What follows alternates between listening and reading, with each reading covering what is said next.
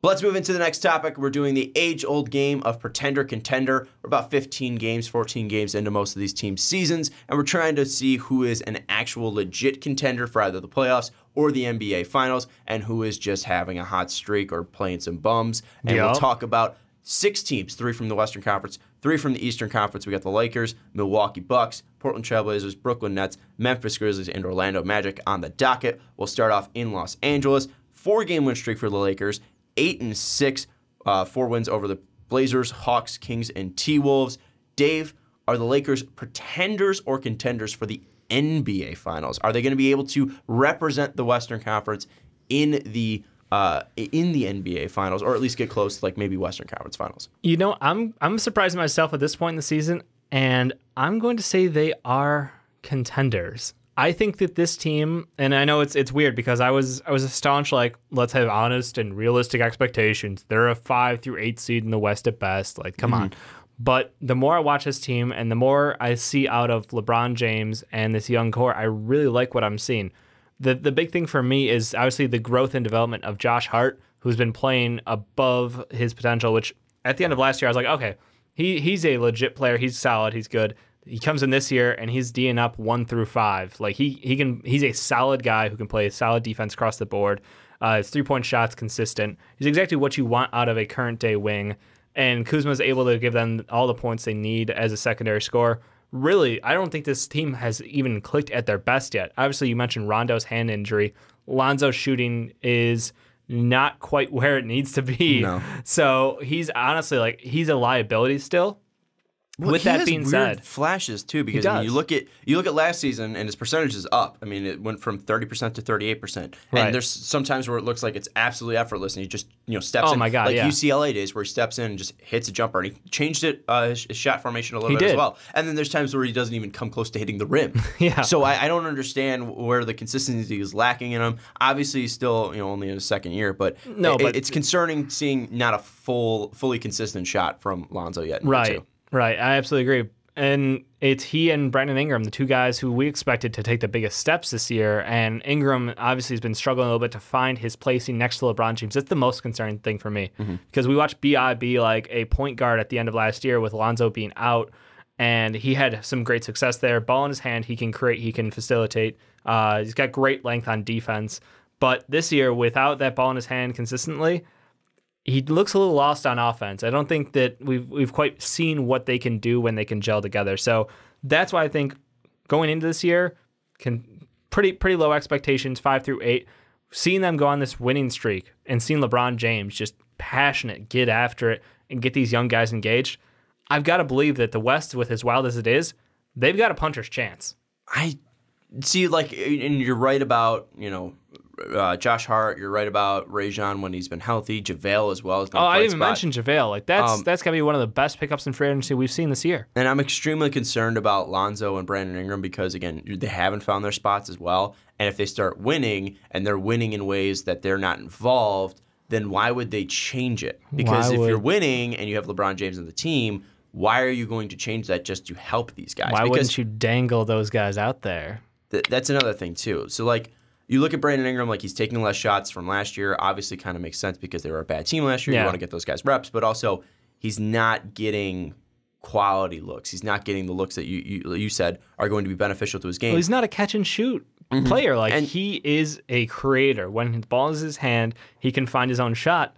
The problem is you got 4 guys who do that on this team now. Well, and same with Lonzo. Lonzo's best with the ball in his hands, creating for other people, and it's tough to do that when you have one of the greatest creators in NBA history in LeBron James. You have one of the best passers in Rajon Rondo on this team as well. It's tough for them to find their rhythm, and I don't know if that's ever going to happen, but clearly it's not really a necessity for them to win because, like you mentioned, Kuzma and Josh Hart. I just don't think, with Kuzma being your number 2, JaVale McGee being your 5, I think JaVale's going to hit a point at some point that he's going to fall off a little bit. Obviously, he's playing it on a real level right now. That's the thing is, I think he's going to still be good. I don't think I think he's a quality start. I think he's going to be a quality starter this year. But I don't think he's going to be at this level, right? Because he's been absolutely ridiculous so far through this year. And they did go out and pick up Tyson Chandler, obviously, which was a great pickup, instantly noticeable. That huge block to end the game. But I also just worry too about like LeBron James. I mean, we keep seeing it, like he can't hit a free throw late in the game. And then obviously we also haven't seen LeBron be that clutch late in games. Like we saw Toronto last year, obviously with the big shot. He's had a couple big shots in his career, but like consistently, LeBron hasn't been the guy. Like even last year, I know Ricky brought up a huge thing about it in game 1 of the finals, but he didn't take that last shot. And I was defending LeBron, passing it off. But he is a guy that in times has looked to other people to take that big shot, and I won't take that away. So who is going to be that second guy if LeBron's not able to produce? Because we've seen him produce as well before in Cleveland, and even though he's putting up 40, there's not a second guy to take that mantle. And in Kuzma, although he's been great so far, it is only his second year. He doesn't have any playoff experience. And I don't think Rajon Rondo is a guy that can be that second scorer. JaVale McGee, I would not trust him to be my second scorer. Lance, same way. Tyson Chandler's not a scorer as well. Be Easy, who's only playing 3 games, definitely not going to be getting looks as well. So I don't know who that second scorer is going to be for them to take down the Warriors. Again, if you're going to be able to do that, you need a guy who's going to be able to shut down Kevin Durant. And I don't think they have a guy to defensively match up with Kevin Durant. I mean, you hope that Brandon Ingram gets there. Obviously, you can't. Well, look, no one can defend him. You could just start there and say, sure. As far as the best potential matchups, obviously on this team, you're looking at a guy like Brandon Ingram or Josh Hart to lock him up because the worst nightmare is them switching and getting Kyle Kuzma on him, and that's just free buckets. Here's one thing. With LeBron on this team, and with so many ball handlers out there, do you possibly put LeBron on KD and make LeBron expend more energy? Please. No. But I'm saying expend more energy and really focus on trying to slow down KD on the offensive end.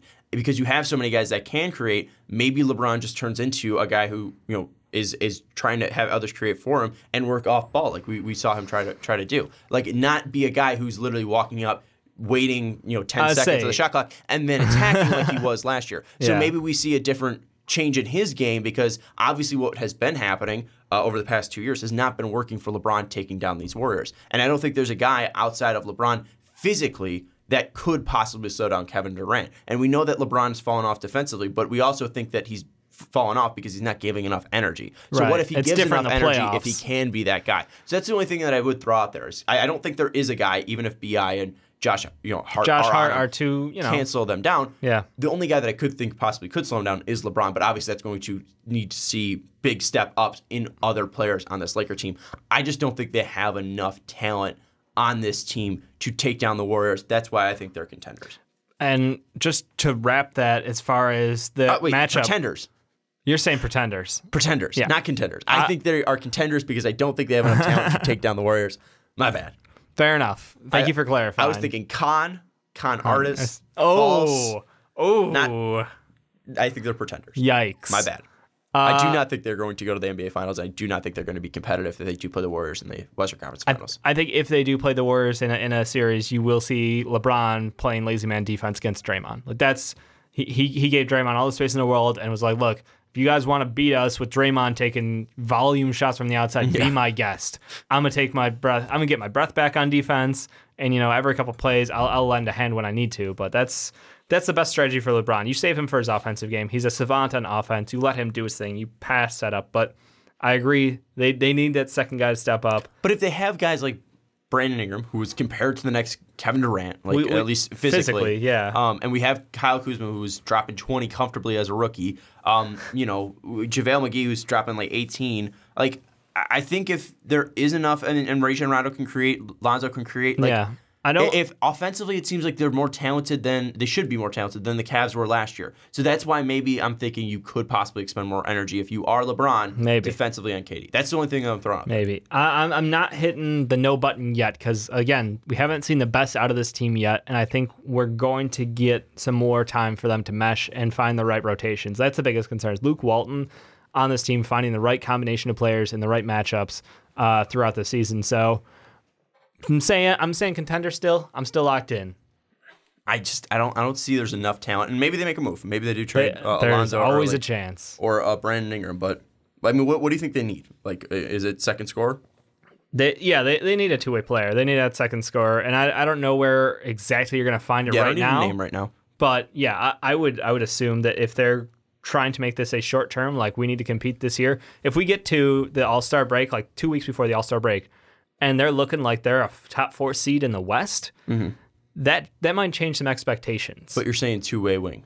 I think you need a second two-way wing because, like you said, as good as Kuzma is, he is a one-way player and he has a high value. Great. I would keep Josh Hart as the untouchable guy on that team. Isn't that crazy? It is. The guy who goes like last of the first round. You have he's shooting two second overall picks on that team, and the guy I don't want to move is the guy who is shooting 44% overall, 42% from three at 5 shots a game, 5.5 shots. I'm not saying Josh Hart hasn't been impressive. I'm just saying it's funny saying like where he went compared to Lonzo and Bi. Fit in system, and 100%. And this is the thing. LeBron leaned into the I want other creators around me, and I haven't seen a coach put a system in front of him in Los Angeles that is allowing him to have the ball in other people's hands and them to win games. He needs the ball in his hands, they win games. Balls in other people's hands, they don't win games. Like it's just you can't put the wrong pieces. As talented as Brandon and Ingram is, he may not be the right fit for this team. Same with Lonzo Ball. Lonzo Ball on paper should be a good fit, should be perfect. Brandon Ingram's is a question mark because he's a creator. So that's the thing. That's the wait and see because I love Brandon Ingram, but if it's triangle and a circle hole, like it's just not going to work out. Maybe we look at like a Phoenix Suns. They unload that Trevor Ariza $15 million contract and bring over the two-way wing. Throw in Lord Frieza and I want T.J. Warren. T.J. Warren and Lord Frieza for Brandon Ingram. I think that's comparable. And you finally get your point guard, Phoenix. Brandon Ingram. Yikes. Anyways, let's move on to the Milwaukee Bucks. Currently sitting at 11-4, second place in the Eastern Conference, have the best point differential in the NBA. They also have the most points per game, 121, only allowing 109.7 per game. 6-4 in the last 10. They're on a one-game win streak, 7-1 at home. Are the Milwaukee Bucks contenders or pretenders for the NBA Finals? Because obviously they're making the playoffs. Obviously they're going to be a top 5 seed, probably top 3 at worst. But do you think this team could actually take this and put it into a effort to get to the NBA Finals and possibly be competitive against the Western Conference team? This is the team that is the weirdest start to the season because we looked at them last year and went, how single-minded this team is. This is a Giannis-led team, and they will win through Giannis. They will lose through Giannis. And obviously, Chrisman stepped up at the playoffs last year against Boston and had a phenomenal performance. But we all knew where they stood. And as soon as you change it up, you add in a new coach and a new player in Brook Lopez and Budenholzer, respectively. And it's night and day. You have a completely different team. You have a retooled offense. You have a retooled defense. And I want to say they're contenders because I look at them and I look at how well they played against the Golden State Warriors. And they had a defensive strategy, which was smart. They attacked Steph Curry on the line. They bum rushed him off the line. They often doubled to get him off that line, made him make him play to get somebody else the open ball. And more times than not, it paid dividends for them. They kept the Golden State Warriors to a pretty low percentage from the outside. They made sure the shots that they got weren't clean. The defense was impressive, and offensively, you're getting more out of Bledsoe. He looks like a much more comfortable player. We're seeing more of the older Bledsoe than we saw out of last year's Bledsoe, where you're still very much learning how to play around guys like Giannis and Chris Middleton and get them the best opportunities. The biggest change, though, on the court is obviously Brook Lopez. Having him out there, a three-point shooter who I believe you said he hit 8 out of 11 the other night from 3, and he has just been nothing but impressive spacing that floor because you've got the best driver in the world in Giannis. Like, he gets to the net. That's his jam. And you clear up that space in the lane, it's a win-win. He also boxes out for rebounds. Yeah, we always give him shit because he doesn't rebound himself, but he does box out. You have to watch him play more in these games. But yeah, I think that they're a weird team because they didn't change that much from last year to this year, and yet they completely changed my expectations. Anybody out there, check out the Dime Drop because they did a pretty much a deep dive into their offense and how it's changed pretty much. Yeah, and he talked about what has changed in this offense and what Budenholzer has brought over. And it's a fantastic video, and I'm just pretty much going to recite what he said because I'm in 100% agreement, and he did a fantastic job on it. You saw the uptick in three-point percentage. They're passing the ball around, and he's pretty much said they're a bottle of Valentina hot sauce, and Valentina's got the spout that it obviously comes out of. But there's a little hole. to help it flow more. And he's let this offense flow a ton. And you see the ball moving, you see them coming up, and they're getting wide open shots. And even when they're not wide open, Brook Lopez is using that length to just make himself open and hit threes. And Giannis, his ability to just get to the hole, and he's going to the hole like 70% of the time, and he's shooting like 60% on those attempts. He's been fantastic. So it's tough to stop Giannis driving, and then when he's driving, he's a capable passer enough to dish it out and then get it around the horn. And they got a ton of shooters like Tony Snell, Dellavedova, Bledsoe as well. Chris Midd, who's been fantastic this year. Literally he talks in that video. Chris Midd has taken 2 steps back and has just been the same exact player that he was. It's incredible. He was one of the best mid-range shooters in the NBA, and now he's just lighting it up from 3. Pretty much what we have seen, though, is just the ability to add that 3-point shot. And it's very similar to what the Raptors did last year. Nick Nurse's ability to kind of take that offense and just be like, all right, well, now we're going to shoot threes because you guys are so good at mid-range, and we're just going to see us take a huge offensive uptick. Bucks are getting open shots. They're hitting them because they have great shooters, and they have a dynamic player in Giannis. I think they're contenders. I think this is a legit couple of my favorite additions. They got Ilyasova out there, who we saw what he and Marco Bellinelli were able to do for the 76ers at the end of last year when they rattled off that win streak that propelled them into that 3rd seed of the playoffs in the East.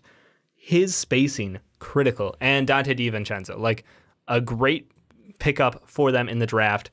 He was someone who was a pretty late surge in that draft, pretty much, right? That was tournament time Dante.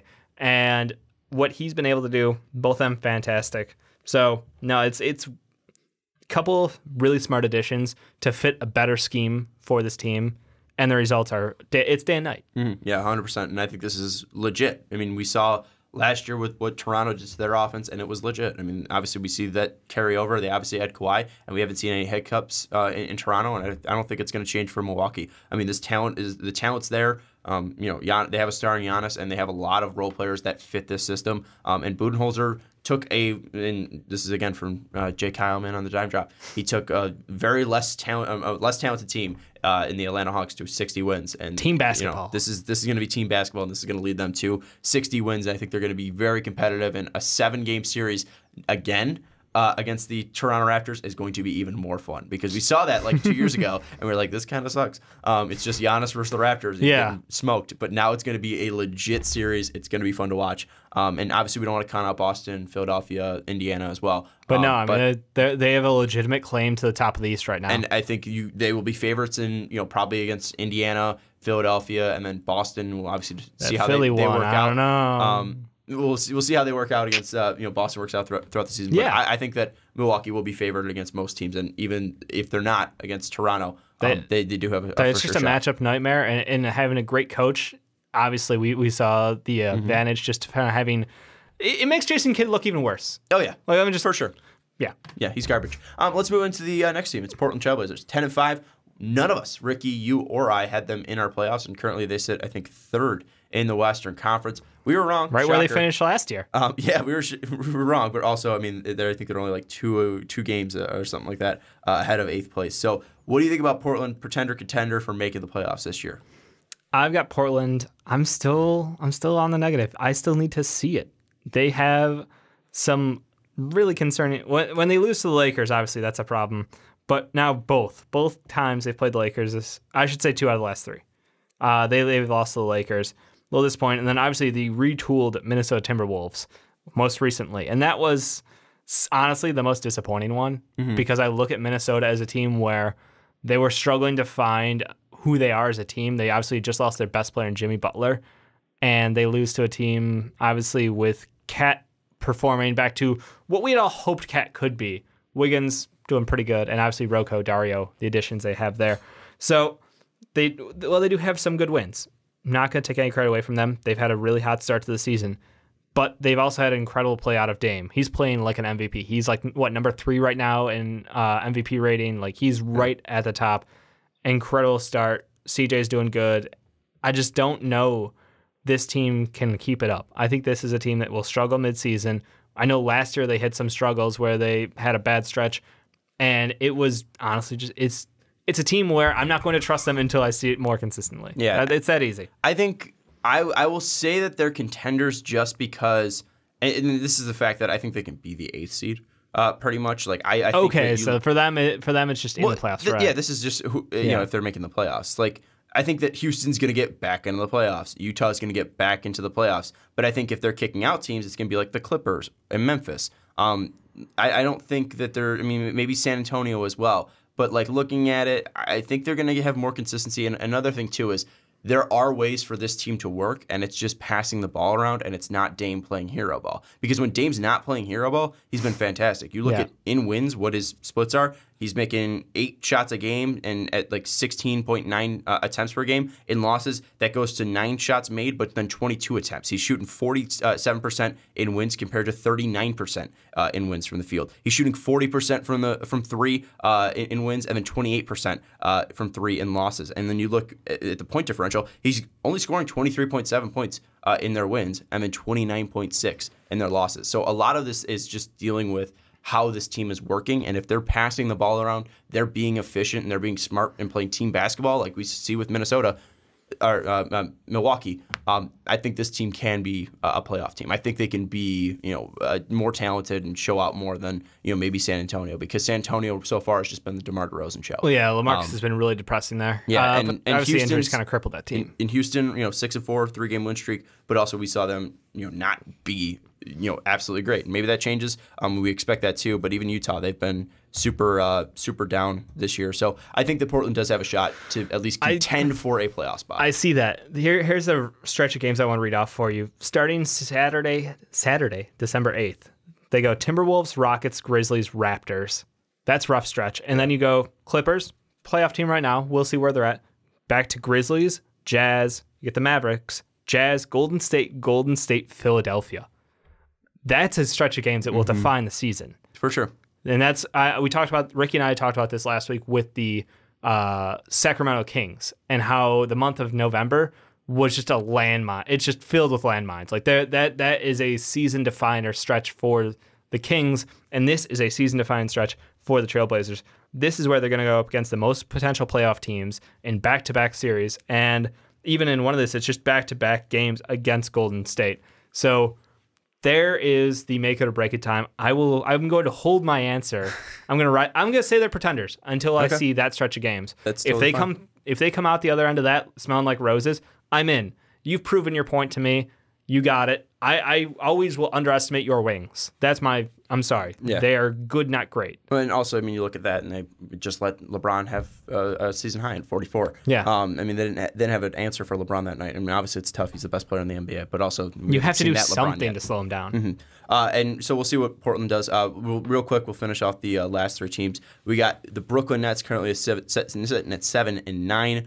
They lost arguably their best player in a horrific injury to Karis LeVert, but he will not be out for the full season. They ended up losing that game against the Timberwolves, then lost the next game against the Heat, but then they just beat the Wizards, and they're currently close against the Clippers right now in a game that's going on, 101-100. Do you think that this team can be a pretender or contender for the playoffs?